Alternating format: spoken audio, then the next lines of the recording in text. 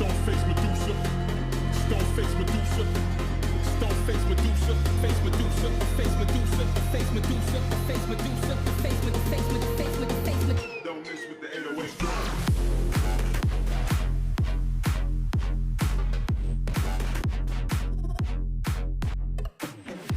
All right, and welcome to the fourth episode of the Where Were We Again podcast. As you may have already known from the previous episodes, this podcast is a free-form podcast, meaning we just go where the conversation leads us, which hence the name, Where Were We Again? Because you might end up in a piece of the conversation and just go, hey, wait a second, where were we again? Oh, yeah, that's right. There you go. All right, today I'm talking with Jamie Kaczynski of 13 Minutes, also Cardio Complex, also the guy that kind of puts on a bunch of amazing events throughout the years. I don't know. I do a lot of great stuff. A little bit of that. Yeah, exactly. So that's a big reason. Like, I think I wanted to bring you on a little bit is because you're a fantastic drummer, right? But you also are in two different bands. You've had involvement in all kinds of projects, and you do booking, you do promoting. So you've got a lot of interesting background. And I part of this podcast is to talk about, the music and stuff, but I like to hear some of the stuff that's not just music. What is it like to do booking? How does that involved and all that kind of stuff? So you're a great person to have that conversation with because you're one of the unique people that get to see. You've seen pretty much all sides of the picture, right? Not everybody gets that experience. So I thought that was kind of a cool thing. So let's kind of start from the basics, right? So for those that don't know Jamie and what you do, what are some of the projects you're involved in? What is some of the stuff that you're doing right now and what you're working on? Yeah, right now, primarily 13 minutes, kind of a, what would I call it? I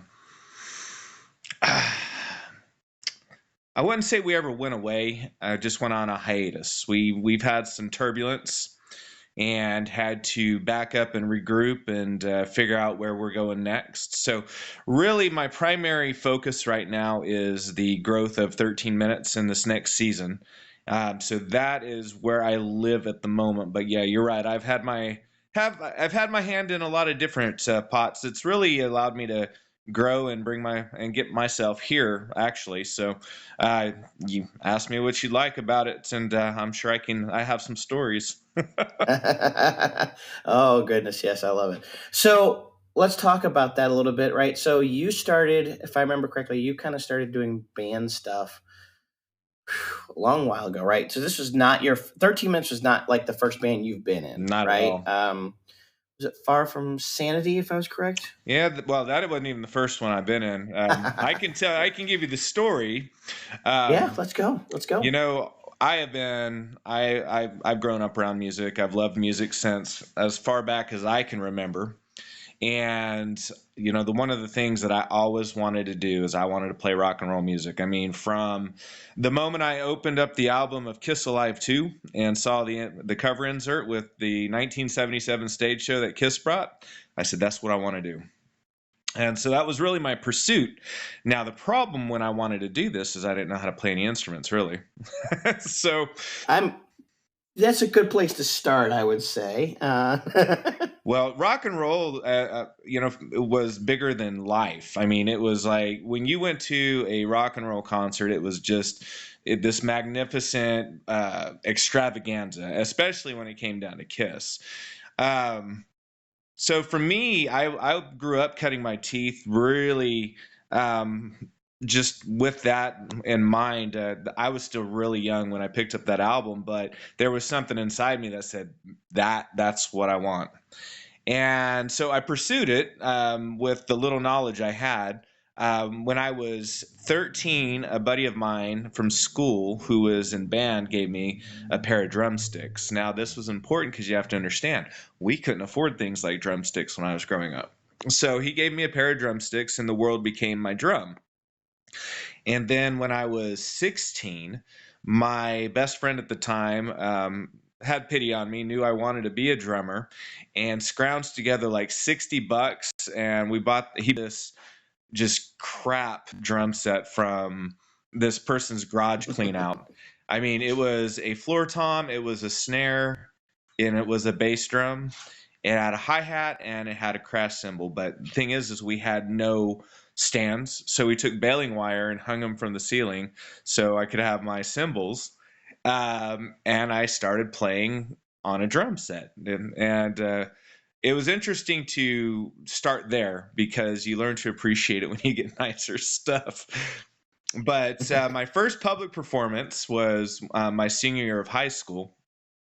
And it was really an accidental thing. I remember walking out of the school one day and I heard, these really great guitar rhythms going on. So I poked my head into the gym to see what was going on. And here were these two kids that it was a small school, so I had seen them, but I didn't hang out with them. And I was like, wow, guys, y'all are really good.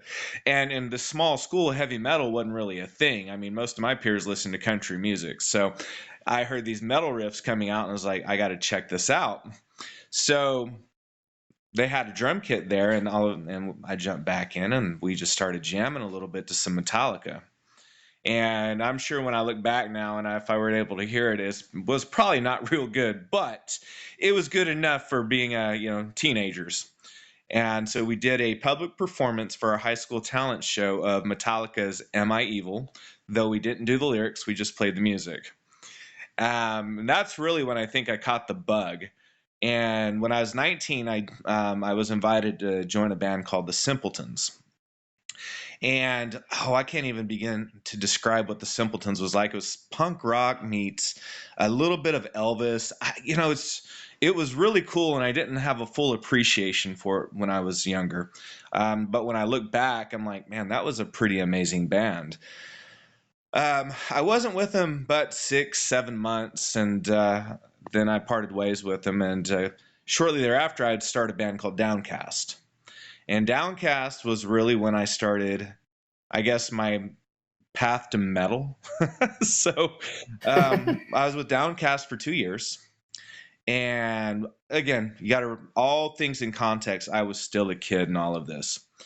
And didn't really have a great frame of reference on it was just as pure as you can make it.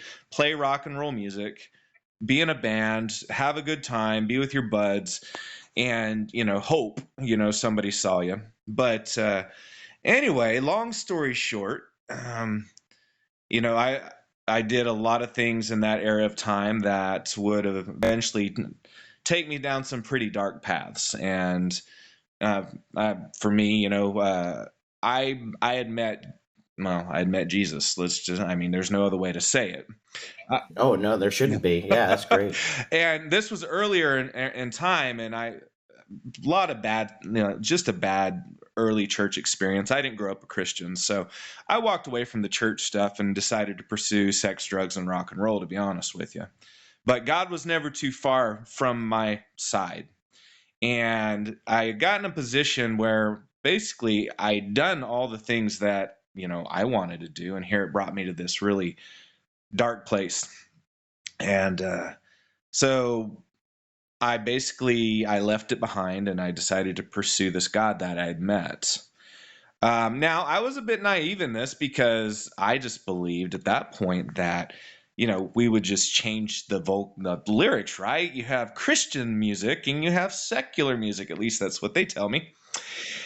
And so I thought, well, God will just, take me from that and allow me to do this other stuff. And so I pursued this other stuff and God was like, nope.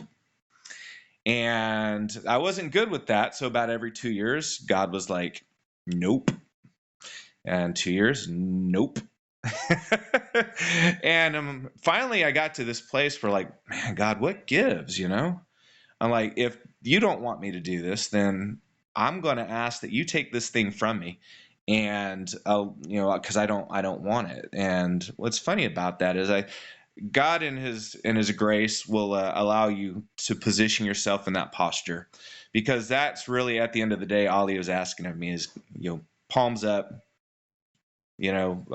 just surrender. And this was about 10 years after the start of my journey to pursue faith. So, you can imagine my frustration in all of this, trying and failing and trying and failing and trying and failing. And now that as I look back to it, I realized what God was doing. I'd gotten married. I became a dad. And basically, I was, of course, being sanctified in the journey. God was like, if I open this door to you, you are going to destroy yourself the route you were going. You're not ready. And so ultimately, after 10 years of trying and failing and not really realizing what was going on within me, God opens a door. And that door was far from sanity. And well, I didn't realize at this point that this was going to catapult me to all those early prayers that I had in life, it was so crazy because I almost said no to it. Far from sanity was a doorway, but it wasn't the door that I was hoping for. So it was one of those things where I'm like, oh, this is not the band that I'm looking for. And but it was the band that was presented to me, and all I had to do was come in and drum. But in the process of all this, God opened a lot of other doors in the journey that brought me to the place that I'm sitting now. So that's about as short as I can tell the story. So, but that's my band journey.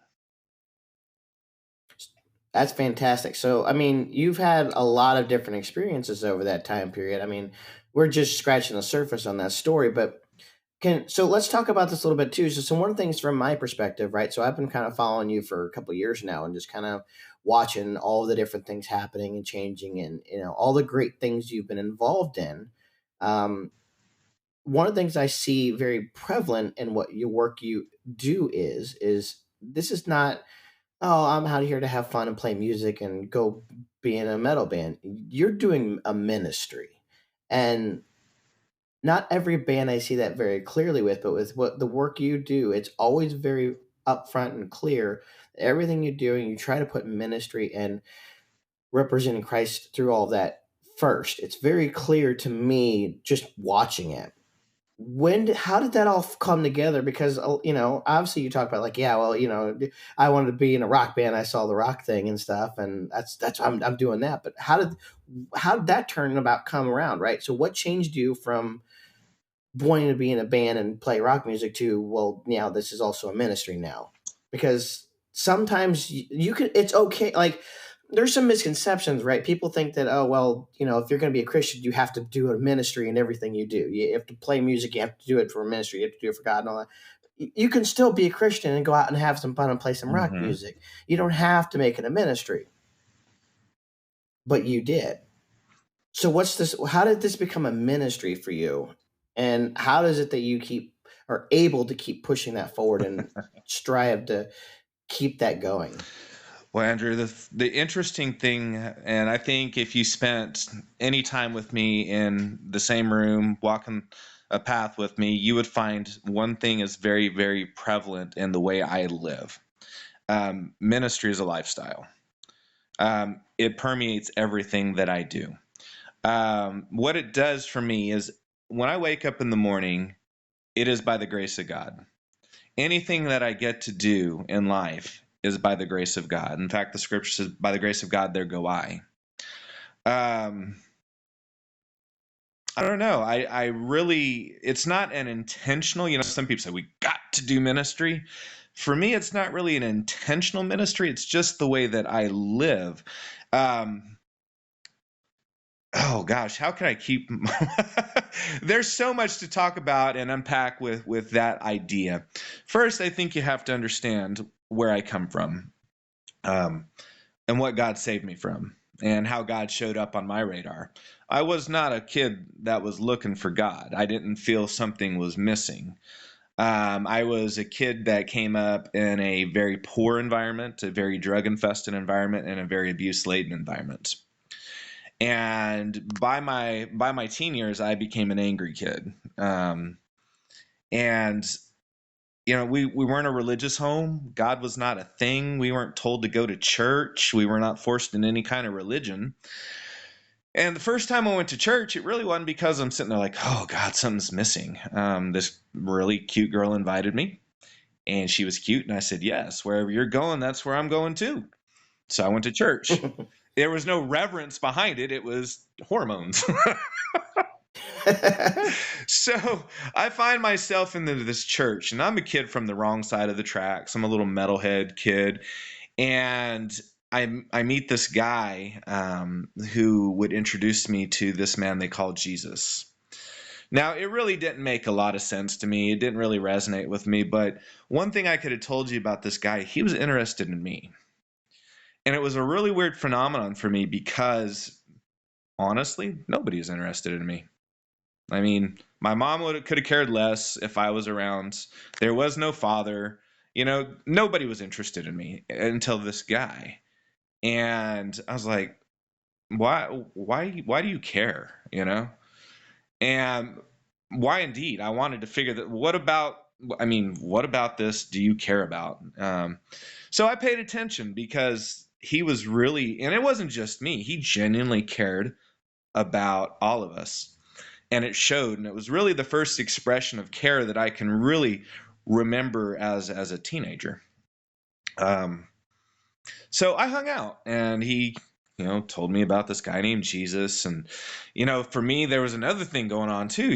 He was not a professional. He was an Olympic wrestler that was on his way to the Olympic trials he was going to the Olympics, and he gave it up to go in the ministry. And I'm like, that's the stupidest thing I've ever heard. Why would you give that up for this?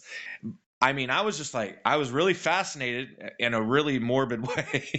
So one day he gave an altar call, and there was just something different about this day. There's just something different about this day. And I stood up to answer this altar call, and I met Jesus face to face.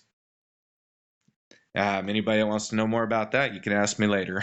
So it changed my whole future, this moment in time, where the God of the universe, the creator of the universe, stepped into my little feeble world and presented himself in such a magnificently powerful way that this little hedonistic kid couldn't deny what just happened. I knew no scripture. I knew no church culture, but I knew this happened. That was my starting point, and that's also what brought me back. When I found myself in this dark, destitute place, thinking that my dreams, my goals to be in a band, to play rock and roll was going to satisfy and satiate that deep desire that I had, that I thought that was the gateway to my happiness, and I found out it eventually was the gateway to could have been my destruction. I said this prayer to him, and I remember it like it was yesterday. I was finally in an alone place. I could hear my own thoughts, but more than that, I could hear the Holy Spirit. And I was sitting at a cold bus stop one day because my car was broke down, and when I left the band, everybody else left too. When I stopped partying, everybody else left too. So here I am alone at a cold bus stop. Car's broke down. I'm broke. I'm angry. I'm trying to figure out what's going on, but I hear the voice of the Holy Spirit, and I'm having this prayer with God, and I'm saying, God, I don't like your people. I don't like your church, and I just kind of threw that out there, and if that's because my walking away was, if that's what it means to be a Christian, I don't want any of that. Because there was some just terrible things that happened within the church that I found myself in. So I had this honest dialogue with God, and I said this.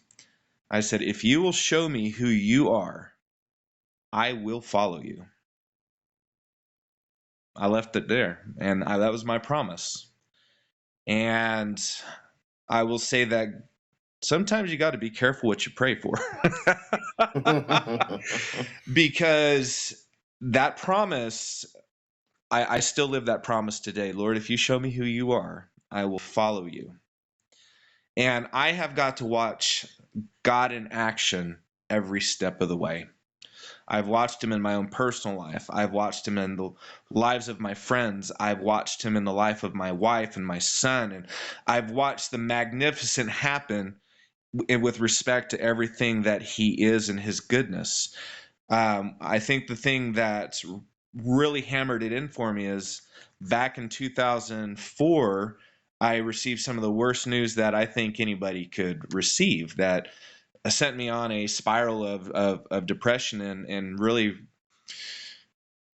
showed me how fragile that I really am. And I received the words one morning that my little sister had been murdered. And I didn't realize at that point in time just exactly how fragile my emotions, my mental state was. And then all of a sudden I get these words and I'm filled with regret and for what I didn't do. And it really cost me about 3 to 4 years of grief. And I didn't realize I had gotten depressed until one day it was brought to my attention, and I started really thinking about where I had been and what's gone on, and I had to address the fragile nature of my humanity. But I also had to look back as there was no condemnation within what was going on, a gentle reminder that he was always present. And in my broken state, my fragile state, God never left my side.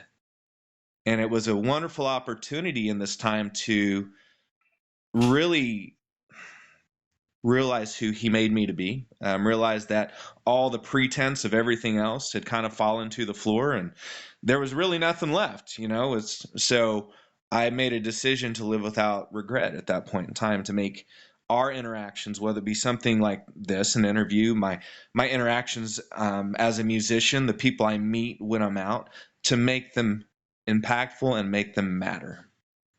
And I think for me, if you want to call that ministry, we can call that ministry. But for me, it's just now a way of living. I want God to be represented and his goodness to be represented in everything that I do. And it starts really here at my home.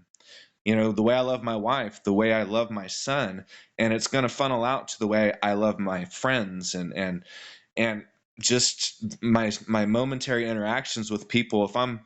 We got about 15 minutes really when we're out in the live setting to work with people. And I want to make those moments matter too. And it doesn't matter if you believe like I do or not. I want you to see the goodness of God through our interactions. And really, that's my goal.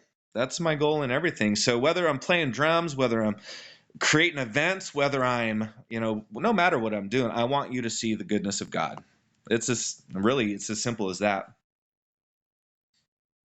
I mean, that's amazing. And just listening to that story, it's almost just like you can't live any other way at that point. No. Going through what you've gone through and like having those experiences, like you're going to go one of two directions. You're either going to go all in or you're out, and it's just amazing. Like you really have gone all in because, we haven't had a chance to really talk too much up to this point. And I've been able to watch you from a distance as like any Facebook fan would do. Right. But, it's obvious, it's real, it's legitimate, right? It's sometimes it's the thing with people in music stuff, like it's not always upfront, and sometimes you question, well, okay, are they really what they say they are? But there's no questioning with what you're doing, and I can see not you, I see what you represent and what you do, and I think I think it shows really, really well. Thank you for that. So that's just an amazing story to hear. For me, I'm just like this. When I walk out the door, I'm an ambassador of Christ. Before anything, that's that lordship we speak of in the church. He's not just my Savior, he's my Lord. So therefore, when I go into the community, I'm an ambassador. So I represent him before anything else. I represent my family when I go out. So all these things are important to my interactions with people, and I appreciate that you can see that. Yeah. It's part of the reason why like you caught my attention. I said I need to really have a conversation with you because one of the things with this podcast that I've always sought out to do, because I've been doing some form of promotion or interviews or something like this for probably well over a decade now with Christian artists.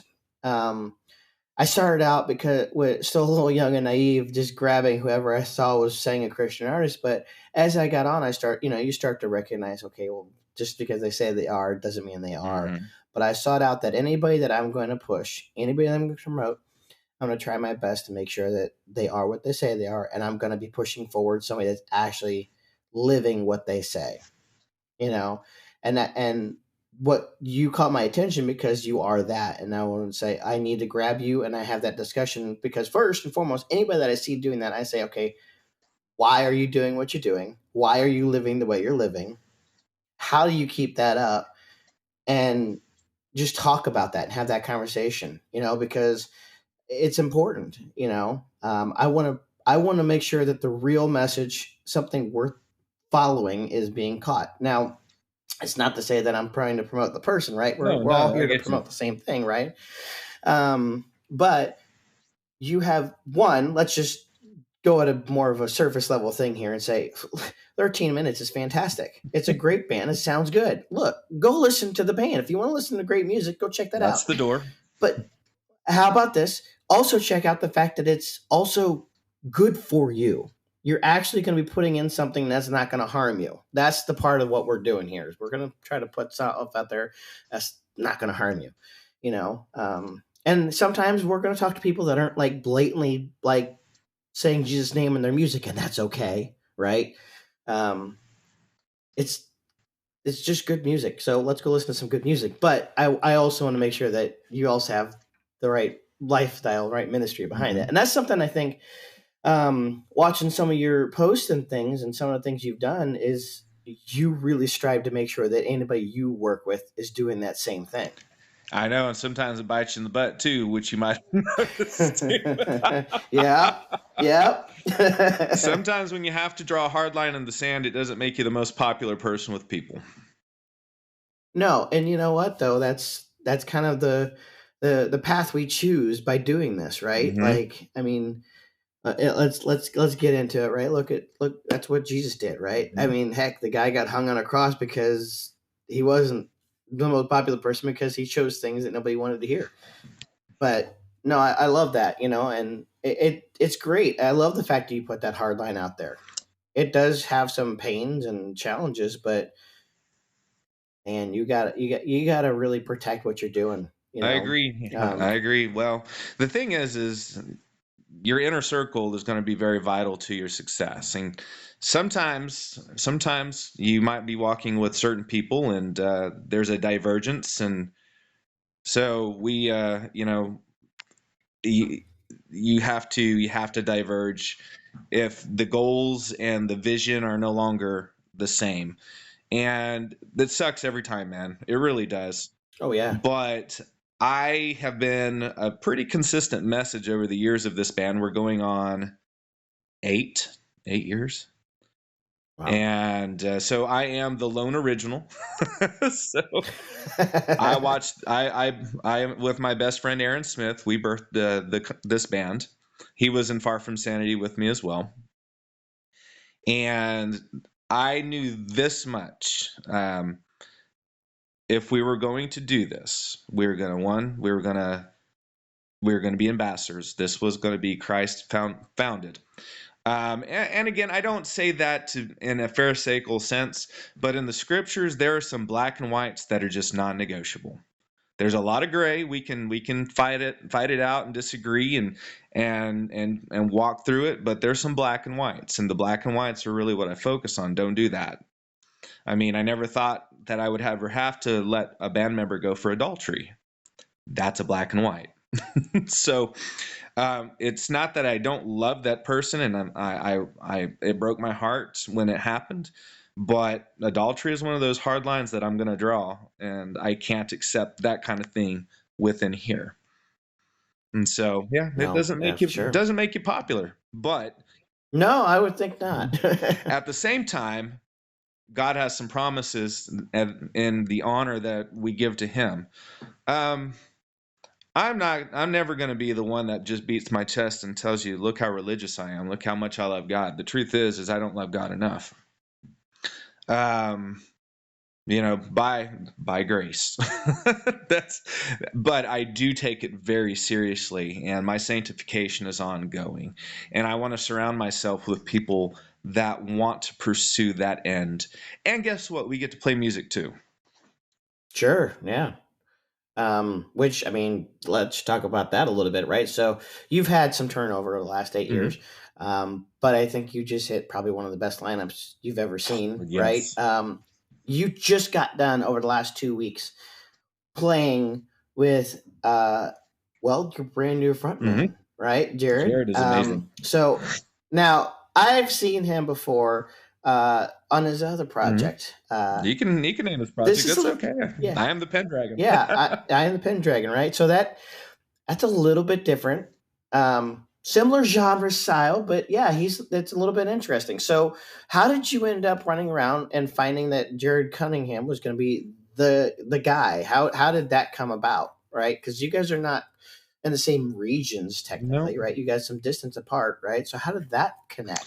Well, we were on tour back in 2018 when I met Jared, and we were traveling through his hometown. There was a band that was supposed to open, and they fell off the bill. And Jared kind of stepped in and said, "Hey, I got an acoustic guitar. I'd love an opportunity to open the show for you." I'm like, "Hey, man, you know your hometown better than I do. Jump on it." And so Jared, did his bit of promotion, jumped on the show, and got to meet him there. We played. It was called The Well, and the thing I figured out really quick about Jared whenever we met the first time is he's got this amazing servant's heart. And I mean, he's like, how can I serve you? And it's something you don't get very often. It really caught my attention. So we stayed in touch even after that set. And I know we did a billing at Audio Feed together, Audio Feed Music Festival. And so just over time, just talking more and more with him, and he is a man of substance. He is a man passionate about Jesus. He is a man that strives to serve. He loves his family. I mean, these were all things that I learned over the course of 5 years. And we talked about us going back up to Omaha for a show and Pendragon opening for us, and then, of course, we didn't see the vocalist that had kind of gone on the relaunch with us. We didn't see that he was going to just, fall away like after 2 shows. So it kind of caught us all off guard. And so here we were left like, crud, back to the audition, trail again. And so Jared threw it out there. He's like, dude, I know that I'm in Omaha and, there's a distance thing, but I kind of like to throw my name in the hat to audition for your frontman spot. And at this point in time, I'm not going to lie. I'm just kind of like, dude, let's do it. In this day and age, distance is not the thing that it once was. We have all this wonderful technology. I know Jared to be, the kind of guy that I would like to be in a band with. And then he sent his vocal file of some of our 13-minute songs. And I'm sitting like, my goodness, this is good. And we narrowed it down. It was down to him and another vocalist, actually, that I was talking to out of Dallas, Texas. So I'm like, 4 hours, 6 hours. And anyway, it was really easy attrition because as much as I liked the guy in Dallas, he really wanted at the end of the day to be closer to his bandmates. And then Jared just blew us away, and like we saw the possibilities and potential. And we're like, let's just pull the trigger on this. Let's not overthink it. We know he's a character guy. We know he's got a good voice. He is obviously able to deliver what we've been doing. Let's just do this. And so I went back to Jared and I said, hey, man, if you want in, I'm going to go ahead and extend the offer. Let's do this. And he's like, well, he goes, I want to be in, but give me 2 weeks to pray about it. I don't want to just jump in and it not work. He said, I want to pray about it. I want to talk to my wife. I want to make sure my family is on board. And I'm like, this is why I think this is the right guy. And so, true to his word, 2 weeks later, he said, I have talked it out with my family. They're on board. If the opportunity is there, I want in. I'm like, welcome to the band, homie. So that's fantastic. Yeah, 5 years of relationship, though. So that's how that all unfolded. It's amazing. Like sometimes some of that stuff gets set up long before you could even think of it being a thing. And then, I mean, that speaks to just some of the timing of how God works on some of that stuff, right? Because just like when you think it's like, well, I thought we were doing the right thing, I thought we were going the right way, and I thought we were going to be all set up, it all looks like it's falling apart again. And then Hmm. right when you need it, it just drops in perfectly. You're like, this is better than it's ever been. This is great. That's exactly how it works out. I mean, these guys, the guys that are sitting here right now are simply amazing. They really are. And I don't say that because I want everybody else to believe it. I believe it. I've heard it. I've witnessed it. I know their talents. It's nice to Preston. I've known Preston, our new bass player, over a decade. I've watched his life. We've played shows together. I've watched Jared over the last 5 years.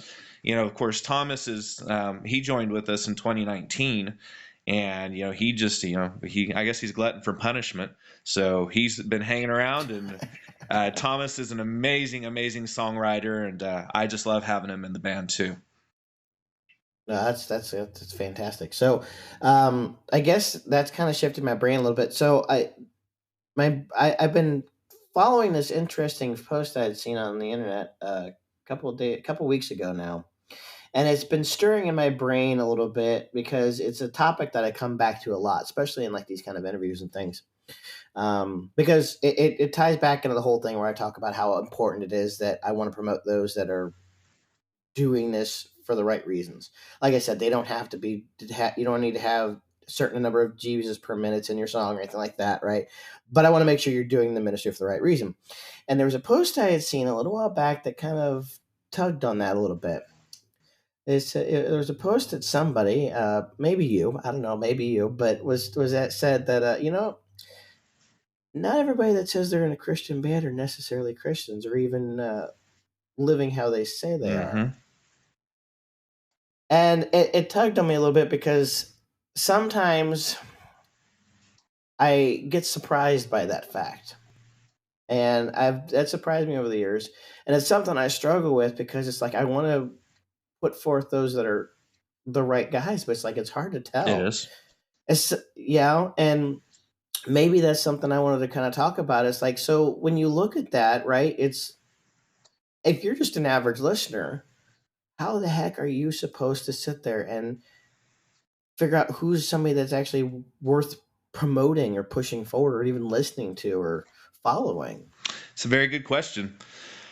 I would challenge anybody with a counter question, even if they're not who they say they are and they're speaking truth. Is it any less true?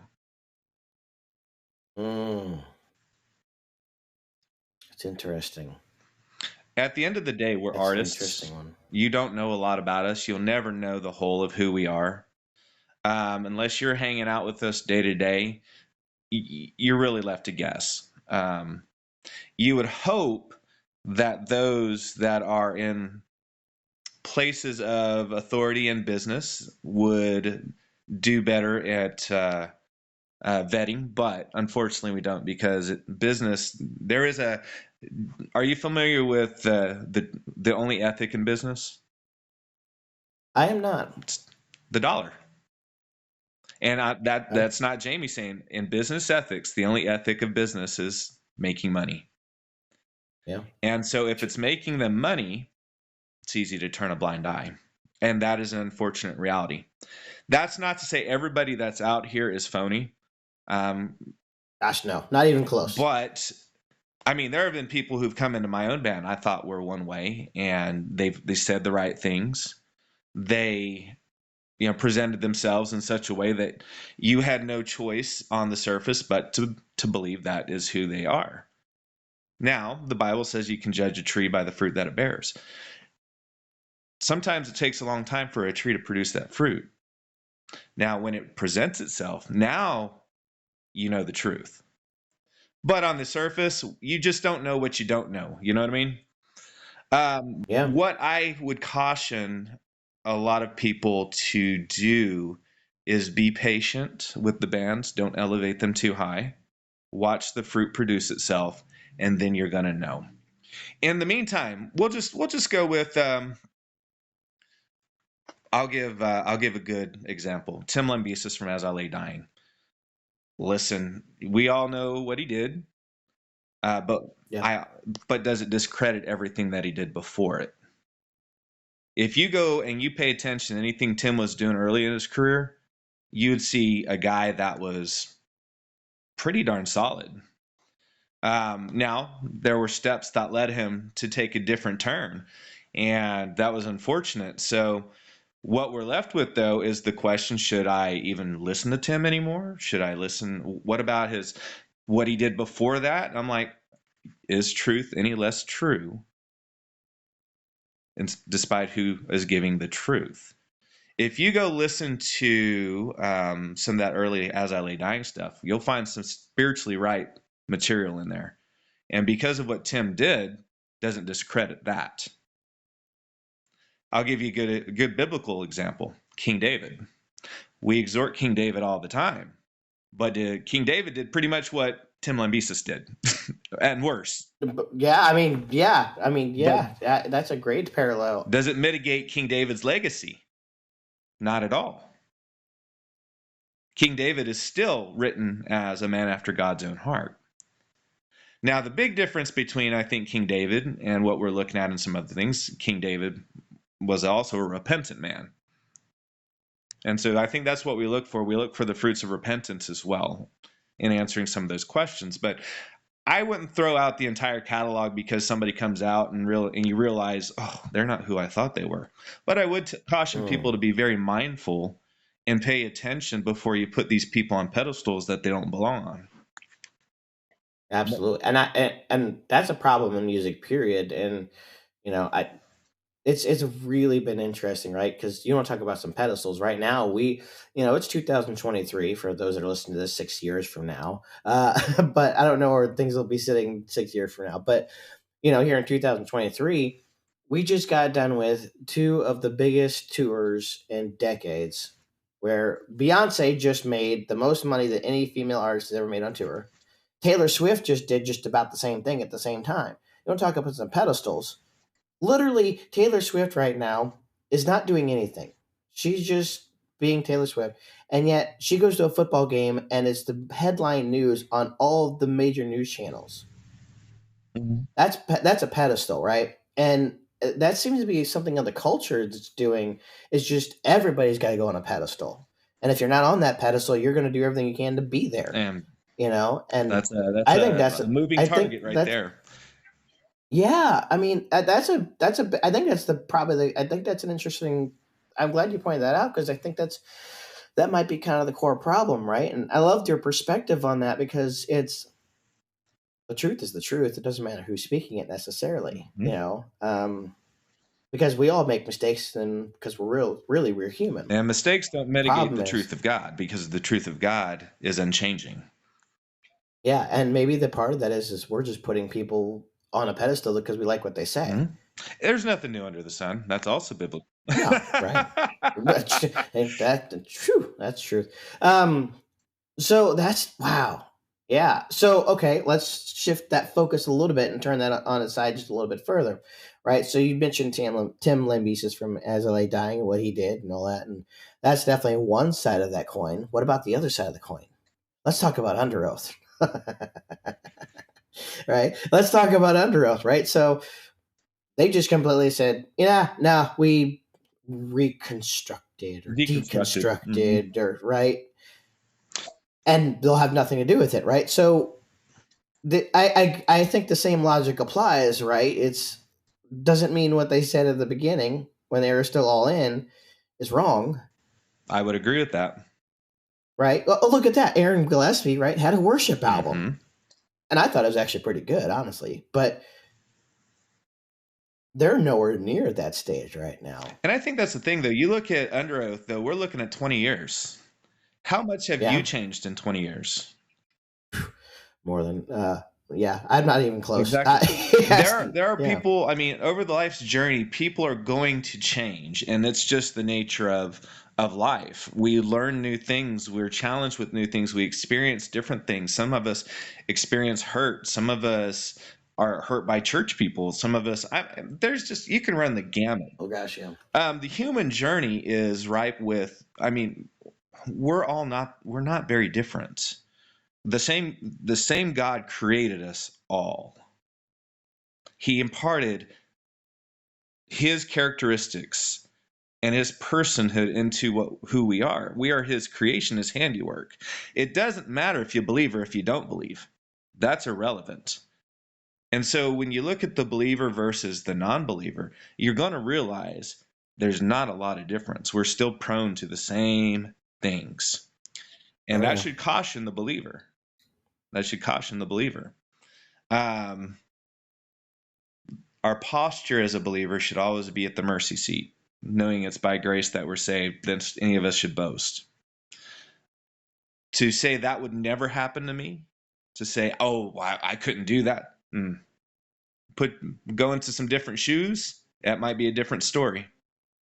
Period. So, I think as believers, though, when we look at the unbelieving world or like the under oath stories, I think Spencer, his story is pretty fascinating. Me personally, and I can't tell anybody else how to act, but I look at it with not really a lot of surprise, but also with a bit of empathy. And then if you care that much about those guys, pray for them. Don't take to social media and put them on blast. Don't talk about how terrible they are because they were once Christians and how could they ever leave the faith. Pray for them. Yeah. We're not too far from leaving the faith given the right circumstances. Yeah. And that's such a huge point to make, because, and this is something, I mentioned this last time in one of the previous episodes, talking with Becca from Reclaim the Day, because, we start talking a little bit about some of the same topics and things. And, my thing is I'm not here to put somebody in blast or take them down or whatever. I just want to have that real conversation. Mm-hmm. And the reality is this is part of that, right? It's like, they have real hurts. That's the reason why they are where they are. Bingo. Whether they're going to come back or not, that's a different story, and that's not our business. Our business is we don't go out there and cast them down and shut them out on social media. Exactly. We should be doing exactly what you just said and be praying for them. Now, that goes back to, hey, don't put them on a pedestal, right? Mm-hmm. Because now, in this case, they're clearly saying, I am not Christian now, so at least you have that, right? You don't go to your youth group and say, look at this amazing Christian band, because you're going to send somebody to go follow somebody into that mindset. 100% with that. Yeah. Now, that being said, I've said this before on this podcast. It's okay to listen to not Christian music, all right? It's between you and God what you listen to and what you're convicted on and what you're not convicted on. Honestly, now I'm not a huge just metal fan as much as I don't listen to Under Oath, it's not my thing, but they're still really good at what they do. They are. And if that's your thing and you love that, that's okay. That's between you and God, and whether you get convicted by listening to something that's not Christian or not, because Christian or not, that's not really a thing. I don't know. That's my personal opinion, right? We can say that, Christian, what makes something Christian is the person and the ministry they do and what God used through them. Because you can have a song that does not mention God at all, and that could still be something that ministers to somebody. Well, I would even look at a non-Christian song. Back to the truth. Yeah, speak the truth. Yeah. No, I love that, right? If truth is coming, if truth is emanating, the truth doesn't change because God's truth is unchanging. So, now with that, I would caution. The Bible says, don't sit in the company of mockers, sit in the counsel of the wise. Be mindful of the company you keep. And we're not just talking about a person. We're talking about our influences. Right. So casting down every imagination that exalts itself against the knowledge of God. So I think that though we don't necessarily look at things, I'm not a secular versus sacred kind of guy.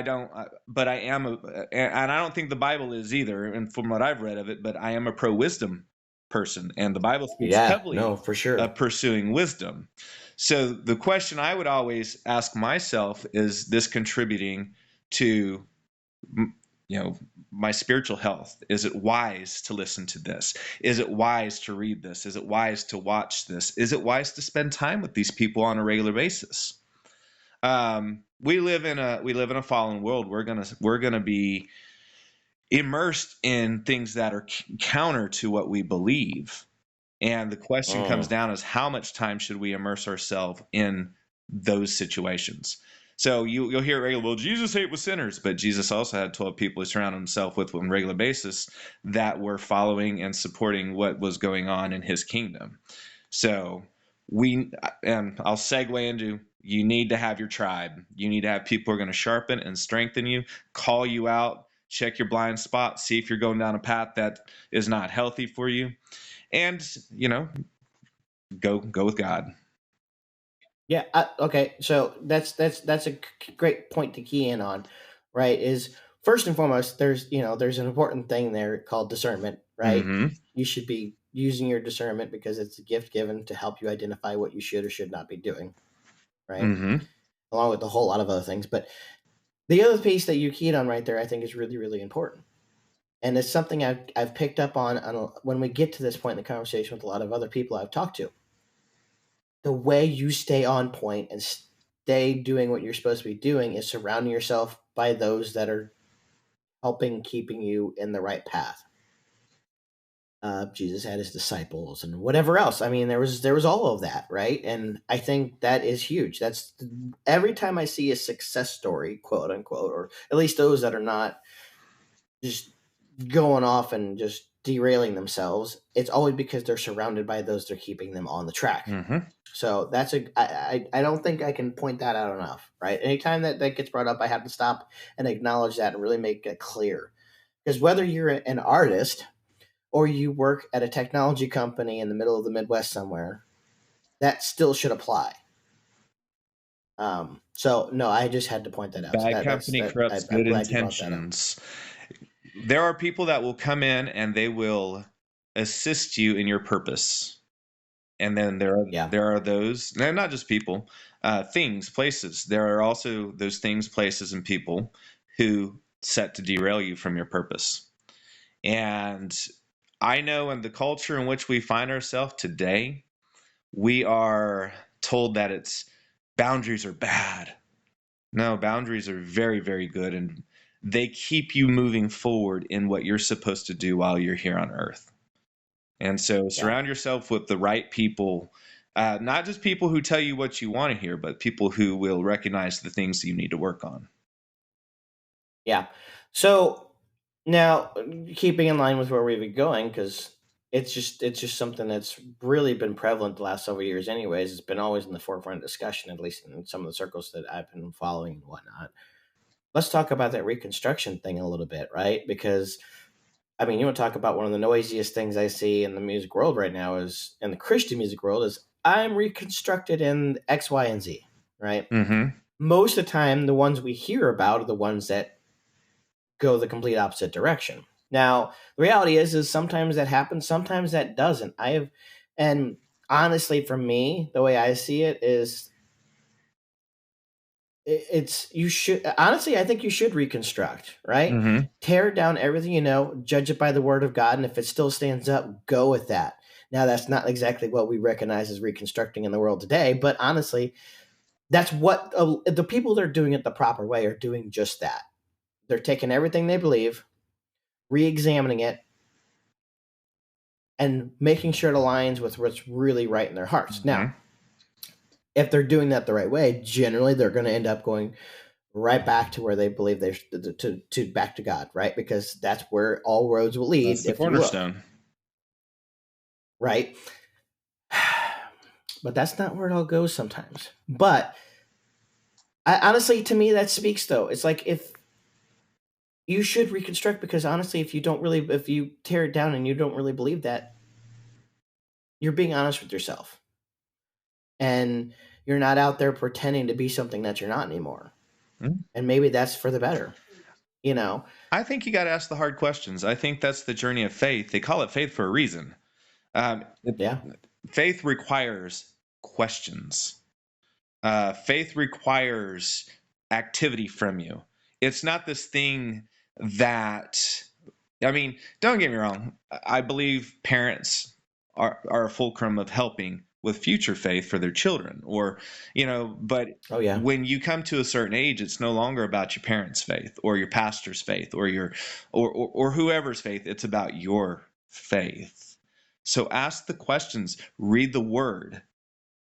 Read the word. God is already revealed through the word.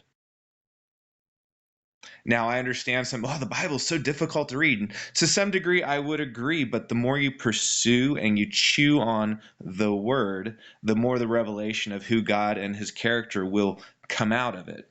So you have to spend time combing through the word. You have to spend time in prayer. One thing I always tell people is the Holy Spirit will never tell you anything that contradicts the word. So when people say the Spirit did it line up with the word? And not to over spiritualize everything. Sometimes God is saying, hey, in your prayer life, just make a decision. It's not unethical. It's not immoral. It's not contradictory to my word. Just go and I'll be with you. But if you don't know the character and nature of God, it's going to be hard to decipher that. So really the exercise is taking time, ask questions, seek the word, and it might be a slow journey sometimes, and that's okay. Even though we can do all this, we have to remember it is not our works that save us. The salvation has already been presented. God's sacrifices, it is finished. This is the way, though, you understand and know the will of God. Ask the questions. Seek and you shall find. Knock and the door will be open to you. Ask and you shall receive. If any of you lacks wisdom, let him approach the throne of grace, and wisdom will not be withheld. I mean, it's all there. Yeah, I mean, that's just huge. Ask the I love questions. that. God's not offended by our questions. No, gosh, no. And like I said, I think that's important. Unfortunately, I think sometimes it becomes a little too public, because I don't know that we all need to know. But anyway, No, you're right. anyways, You're right. Some things need to stay off social media. Have your tribe. Remember back to our tribe situation. You got to yeah. have a safe space in which to wrestle with your faith too. Oh gosh, yes. And the thing Yeah. is none of us have arrived. None of us are perfect. We pursue the one who is perfect, but you got to have those people who can let you be imperfect, within reason. Now, if you are willfully and violating the black and the whites, remember we go back to the black and the whites. You have a personal decision to make about your future. But to extend grace as our first course of action with the people around us, there's nothing wrong with that. Let people ask. Let people be imperfect. Let people not have it all figured out. It's okay. It's okay. Yeah. I mean, it really is. It really is. Man, I think that's just so interesting, and wow. The industry's a mess, right? But so are we, and that's okay. God still can use us even in our messes, right? But He's used all of us. We go right, back to isn't King that the David, truth? right? You read about Abraham Yeah. recently. What about all of them? I always joke, and people kind of think I'm being irreverent, but one of my favorite stories in the Bible is that of Abraham, and I would always say Abraham was the world's first pimp.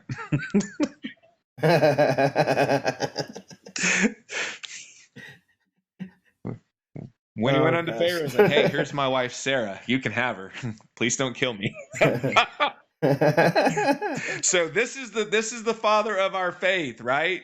And I look at all the characters in the Bible. I'm like, man, there's some messed up people, but God, and that's the great thing about the scriptures, though, because in spite of the human frailty that every character in the Bible possessed, and none of them are excluded, the mission and the message in the Bible is God is still faithful. He's still faithful. And so when people start self-deprecating and just being too hard on themselves because you don't have it all figured out right now, and start talking like that just disqualifies you from God ever being able to use you, I'm just like, shut up. Get out of that. Don't take my word for it. Take his word for it. Look at all these people. God still used them all. Yeah.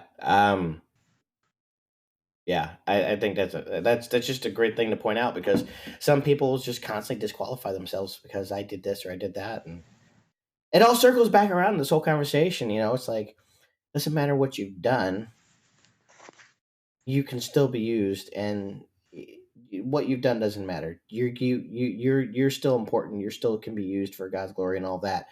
So I it's just okay. Now part of what got me back on this podcasting thing. So let me circle Okay. back this around again because it's kind of the inspiration. So I've been hearing a lot of the stories of these guys that get hurt and quit and turn around and leave the faith and all that stuff.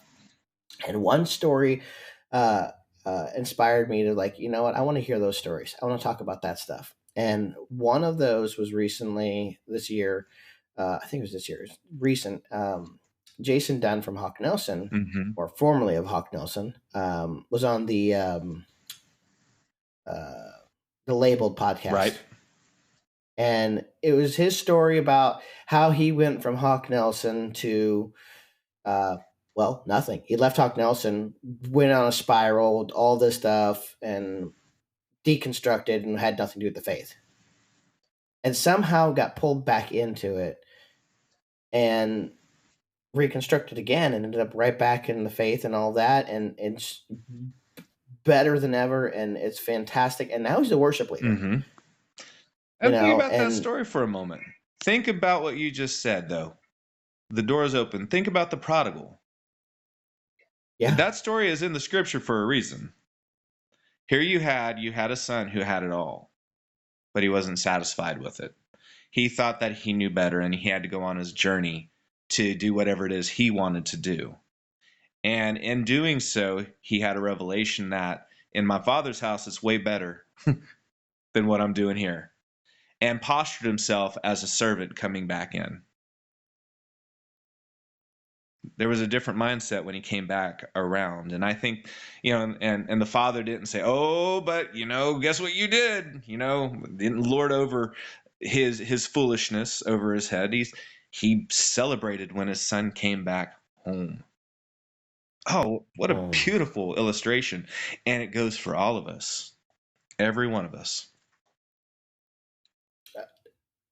Yeah, I think that you just encapsulated one. Like I almost just have to shut up because your points are just so great. I don't let you just go for a while, but I mean that just encapsulated everything we've discussed so far again in such just in a beautiful way because we don't know what can happen with Spencer from Under Oath. We don't know what can happen. Like Tim Lambesis is out there making great music again. Whether he comes back and like it. You just don't know. And our job is to pray for that and see that through, and that's also for you who's listening that are like, I've screwed up too much. I've made too many mistakes. I'm not good enough. Well, consider this facet and kind of tying in our conversation because the thread in all of this is that God is good. Oh gosh. And God is faithful. God is true. So let's think about the talent that we recognized early on about Spencer, or the talent we recognized about Tim. And did that talent just diminish because they decided they didn't believe any longer? Or they took a drink of stupid? Not at all. No, the talent that we appreciated is still there. That didn't go away. Why is it still there? Because God gave it to them. They didn't just pull this up out of thin air and poof, I'm talented because, if I think hard enough and I believe hard enough, then all of a sudden become talented. God placed gifts in everybody, in all of his creation. There is something you have been anointed with, and he did not give you a qualifier that if you follow me, then you have this gift. No, not at all. The only thing that says is you're valued, you're my creation, and so I'm going to place this in you because you're here with purpose. You are not an accident. Now, we have this thing called free will, of course. We can choose not to believe. We can choose not to embrace his truth. And that does not dismiss or diminish the things that God has already placed in every person that has ever been created. Now, the prayer and the hope is in all of this that there will be a revelation of that person's heart that brings them back to the Father. But that does not make them less talented because they chose a different path. And I think that's the thing that we have to understand, especially about being an artist. We don't, and this is why I don't like the term Christian music. We don't, if you ask the other side of the divide, we're less talented because we're Christians. Like, that's the stupidest thing I've ever heard. And to say that because somebody's left the faith, they become less talented all of a sudden because they don't believe in Jesus anymore. Again, as stupid as believing that because we're Christians, that we're less talented. God gives us talents. Now we are set to hone them. We have to, practice. We have to do our part. But God has already provided the raw materials by His grace and by His goodness that for our purpose. And the purpose doesn't cease because you choose a different path. The purpose was given long before you were placed on this earth. It was God given. And so this is just how I look at the world at large, is like, I don't see this adversarial Christian versus secular. If it's not Christian, it's satanic. And there's some things that are blatantly satanic. And I think if you pay even just a little bit of attention, you can see it. But I digress. Humans are imprinted with the Father's DNA. Whether you believe or whether you don't believe is irrelevant. His DNA still resides in you, and his purpose and his will still continue to play out in spite of what you do. If you don't believe me, ask Pharaoh, ask Judas. God's will be done, whether you're on the ship or whether you're not. But you're still imprinted with his DNA. You're not accidental. He didn't say, "Oh gosh, man, I accidentally gave Jamie that thing, and I didn't mean to put him here on Earth in 2023. Man, that was a mistake," said God never. So when you look at those that are deconstructing, when you look at those who have just denied the faith completely, you still have to remember that they are created by God, imparted with his DNA, given gifts by him, period. Wow. Now, something you may not know is this conversation is just a culmination and a building on all the conversations leading up to this point, right? So the first episode, I talked with D, and D does EDM, Okay. right? That's kind of his thing, right? He started doing, playing. He started in the church. He started playing stuff, and he's had many great projects. He's gone and shifted music. We talked about how he's been led through, and he's seen some changes in where he's being led to. He ended up going from alternate rock to EDM, and he's like, "Well, I thought I was doing this," and now he's doing EDM. He's like, "All right, God, what do you want? What are you doing with me?" And now he's still all in. He's still all in and God and everything like that, but he's not doing quote unquote Christian music. Mm-hmm. He plays and hangs out with some of the biggest EDM artists in the world. He talks about that. He talks about hanging out with chain smokers and all of that. But his job and what he's called to do is do that and be a light in those dark places. Mm-hmm. Now he's got a great support system. Again, we talked about this. His support system is his manager, his friends, his church, all of that. And they keep him on track as he's in those dark places, because you have to have that. If you want to be in that light in the dark, you need that. So his part was he was given a gift, and he just followed God and said, "Okay, God, I don't know, show me who you are and lead me, and I'll go do that." And now he's ministering to some of the biggest names in EDM music, who are, by the way, not Christian. So he's not doing quote unquote Christian music, but he's out there doing it. And then we talked to Becca, right? She's been through and she's had some of the biggest hurts and things and you can experience in music. Yet she's hanging in there and she's following through and she's doing what God leads her to do. And they're having some of the best success they've ever had as the band today. Reclaim the Day is doing some amazing things by listening and doing what God's told them to do. And they've gone through some hardships, but that's almost like a Job type situation that, you know what, you could curse God and die, but he's still there and he's still there for you, and they've had some of the best experiences. Now, moving forward again, I talked with Cindy Blankenship on the last episode. Now, Cindy Blankenship, for those that don't know, she's the mothership, right? Now, if you haven't listened to that episode, go back and listen to that episode, because that right there speaks to you, the average listener, the one that's not involved in music or anything like that, right? Dee's story was great because that tells us, hey, you know what, just do what God leads you, go where He says go, and He's going to use you and do great things. Becca's story builds on that and says that even though sometimes it's going to be really hard and challenging, keep following through and He's going to guide you to the other side. Cindy's story now says, you know what? Maybe you're not going to go be the guy that's going to go play with EDM music. Maybe you're going to be the person that's just going to bring some pudding to a concert. And her pudding is legendary. It really is. Now, for her story says, well, if she just did follow God in the small thing, it led to so many massive things, right? She's getting to do some of the biggest things. She runs a Christian music award show. She helps run a festival in Germany. She sits side stage at every corn show that comes through town for her, right? She's doing some great things, but that's because she listened in the small things. This story says, you know what? Maybe you didn't do any of those things. Maybe you've made a mistake and you've fallen and you fell flat on your face. God can still use you through that. Amen. You know, and it's just amazing, like through some of these stories, how even in all there's a lesson to be learned, but it all kind of builds up together, you know, and that kind of circles a bit to the other side now. So let's talk about something a little bit different. We've talked about what you've done in bands and all the things you've experienced through that. Let's talk about some of the small things. So you started doing concerts, put on shows, festivals, things like that, right? That had to have started somewhere small, right? Like you don't just suddenly go from hanging out and suddenly like, you know what? I'm going to host a show with 5 bands and I'm going to, raise thousands of dollars for, whatever ministry or charity we're supporting. And that has to start somewhere small. So how did you get to that point? Well, once again, it just simply is by the grace of God, there go I.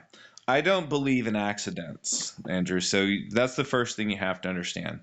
I believe that God is working in our lives, even if we don't just see it right at the moment. Before the concert ever started, I have to go back about 10 years prior, actually. I was just freshly married. We were living in Houston, Texas, my wife and I. And we were, we didn't know anybody. She had a new job down there. I followed, and we're trying to get to know our community. And we're in this church, and this church is looking for people to volunteer at their Christmas party that they're serving. And if you know my wife, she absolutely adores Christmas and everything around it. So that sounds like a good thing. Let's go do that. And so we get to the location that, the party is going to be, and we get debriefed on all these things we can or we cannot do. And some of the things they told us don't do is don't ask the kids' names. Don't ask about the parents. Don't ask where they're from. I'm like, what kind of party is this? This doesn't sound very fun. But we were there to serve, and so I honored the requests that were being made. And I met a little boy at this party. And unbeknownst to me, upon this meeting and upon just knowing or going to this party, that my whole future was going to change. But I talked to this little boy. He was 8 years old. And I didn't ask because, remember, I'm not supposed to. But like a lot of 8-year-olds, he wanted to tell you about himself. And he was really awesome to talk to. Wanted to let you know what he wanted for Christmas. Perfectly normal on all accounts on an 8-year-old personality, but there was a big difference between this boy and other 8-year-olds. And he had been burned on over 80% of his body by his parents. Wow. Yep. So I was at what they called a court-appointed special advocate's Christmas party. And what I learned about the court-appointed special advocates is these are voices for abused children that have been pulled from abusive situations. And if you have a CASA representing you, you have been pulled from some nasty stuff. And these kids don't get to wake up like a lot of kids do and celebrate with family. They don't get to enjoy a lot of the things that many have come to somewhat take for granted for the season that we celebrate. This is their party. This is what they get. They get a Christmas party hosted by court-appointed special advocates. So, fast forward almost a decade, and I'm like, I'm back in music. And I had a simple prayer. Lord, I want to take, now that I'm back, I want to take this and I want to make it about something greater than myself. And I really had no clue what that was going to look like, but I knew that was my heart. So I started thinking that my wife loves Christmas. Perhaps there's a need in my community. Now I'm back in Tulsa. And we started going through all the list of things that we could do. And I wanted to do a Christmas show, bring in toys, not a novel idea. A lot of people are doing it. So my wife and I started talking about our experience 10 years prior. And I remembered that little boy. And so from there, I'm like, wonder if Tulsa has an organization like that. And so I go and I look up and I find out there's a Tulsa court-appointed special advocates. And so I call them and I ask the person who answered the phone, do they have a Christmas party? And they're like, yes, we do. And I'm like, well, my name is Jamie Kaczynski. I'm in a metal band and I'd really like to help your Christmas party. And then like 60 seconds of the most awkward silence would ensue after this thing. Like I'm imagining she's processing what I'm telling her, like a heavy metal guy, really? And so the voice comes back on the phone and she says, okay, what do you have in mind? And so I just kind of lay out the idea that, well, this is what we want to do, and we'd like to bring you some presents. And she's like, okay. And so that opened up the doors, and so I went out and scrounged as many resources together as I could to create this Christmas show. And the simple idea behind the Christmas show was that go to the store, remember what it was like to be 6, 7, 8 years old, when Christmas is some of the most magical time on planet Earth for a kid, and choose a gift. I don't care what it costs, just choose a gift. And so I really thought it was just going to be like a one-time deal. And I can tell you that first show, more bands told me no than yes. We had no reputation. We scrounged 3 bands together. We had this little church in the middle of nowhere that opened up their venue for us, and didn't really have much. And but we worked with what we had. And I can tell you the first show, we had 72 people show up. That's including the bands. We brought in 211 presents. And I wanted to do more, but that's what we had. And so I load up the toys thinking, God, I really wanted to do more at this show than I did. But load them up in the truck, and I go down the following Monday to the office, and I go upstairs and I get a few people to help me take the toys up. And so a couple volunteers come down. I pop open the trunk of my truck, and wholly unprepared for what was about to happen next, they just broke down in tears. Like absolutely broke. I was not prepared for this. They broke down in tears, and I did what a reasonable person would do. I started crying with them. And they thanked us for all the toys that came in. They hadn't had a windfall of toys like that in a long time. They had been running short supply on toys, and they were gracious. And so I was wrapping up my pleasantries and thanking the executive director at the CASA, Court Appointed Special Advocates office, and about to walk out of the office, and she stopped and she says, Jamie, she said, I really appreciate what you all did for us. And if you ever feel like doing this again, we have kids that when they're removed from their house or they change houses through the foster system, There's no warning to them, and a lot of these kids are putting all their belongings into a pillowcase or a plastic bag.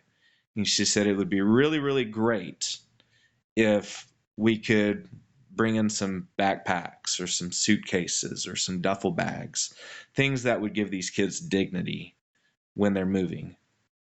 And I paused for a moment, thought for a second, and I'm like, well, I hadn't planned on doing a second show, but now that you asked, we're going to go ahead and do it. And away I went, and I started building the second show. The second show turned into a third show, and a fourth show, and a fifth show, and a sixth show, and all of a sudden we are supporting 9 counties and their Christmas services. I think my last total that I counted was 6,500 toys. Wow. 9 counties, and not only 9 counties, we ended up supporting Child Abuse Network, Tulsa Area for the Protection of Children. So we just continued to branch as God granted that favor, and we were able to support all these wonderful organizations on the front lines of child abuse and the fight against it. And again, didn't start that way. We just said, Lord, here's what I have. How can I use it? And then God began to multiply it and multiply it and multiply it. And well, I just continued to follow the path. You know, if he said go do it, I went and did it. Man, all I can say is, listen, if you guys, whoever's listening to this, if you've ever booked a show or still book shows or do anything along those lines, do what this man's doing, right? Because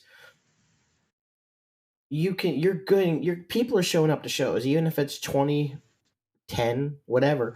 You can still use that number to make a difference, and like just even that first show, I love how you're just like the way you told that story. You're just like, we had 72 people show up, including the bands. So you're like, oh, that's not, nobody showed up, right? That's kind of what happened. And it was only 211 toys. It's like, this is terrible. I've got nothing. This is nowhere near what I wanted.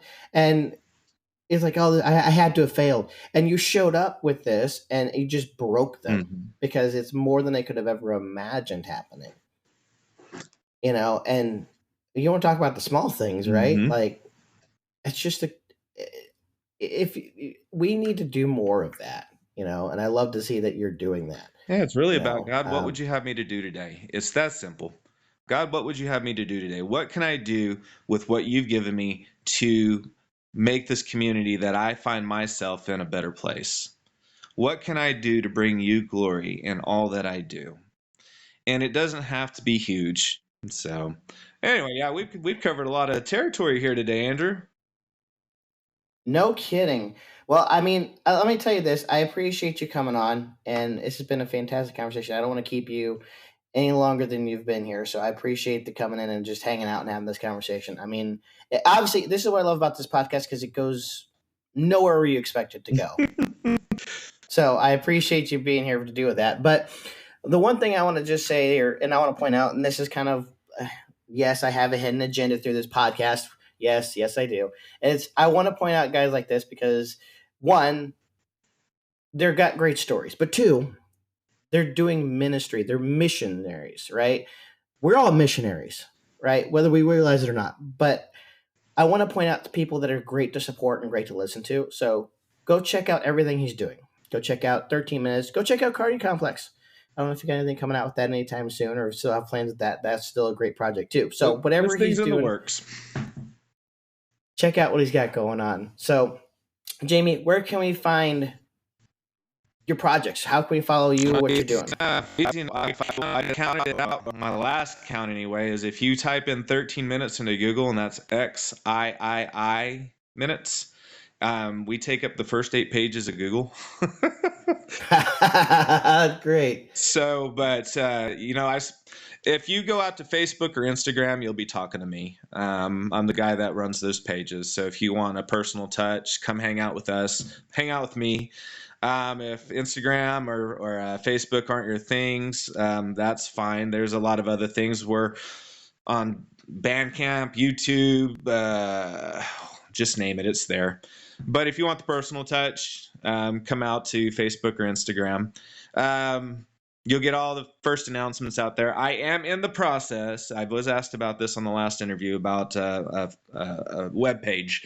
So I am finally creating a landing platform for anybody that just wants to go to the web page and be filtered out to all those other resources. But the music is out there. It's on Bandcamp. It's iTunes, Apple Music, Spotify. I mean, trust me, I'm not Spotify adverse. If that's how you enjoy our music, by all means, please go listen there.